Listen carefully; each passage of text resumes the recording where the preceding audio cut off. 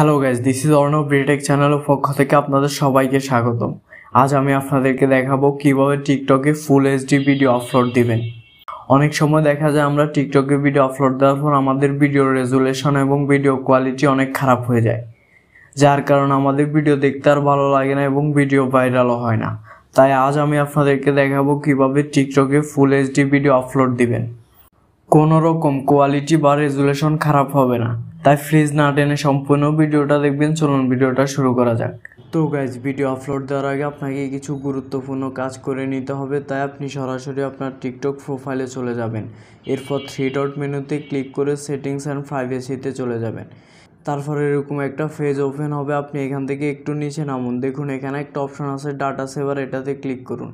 তারপরে এখানে আসার পর আপনারা অনেকে দেখবেন যে আপনাদের ডাটা সেভারটা অন আছে। আপনারা অবশ্যই এটা অফ করে রাখবেন, কারণ ডাটা সেভার যদি অন থাকে তাহলে টিকটক টিম বুঝে যে আপনি এমবি ইউজ করেন, আপনার ডাটা সেভ দরকার।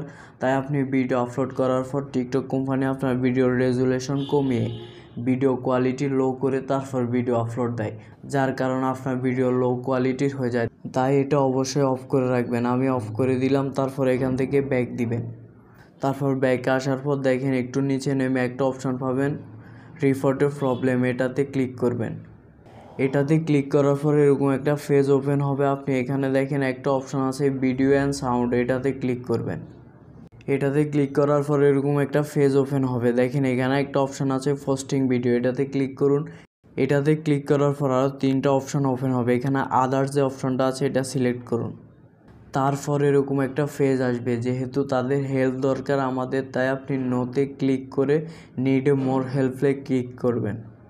তারপর এখানে এরকম একটা টেক্সট লেখার অপশন আসবে। এখানে ছোট একটা টেক্সট লিখতে হবে। আমি লিখে রেখেছি তাই এখানে পেস্ট করে দিলাম।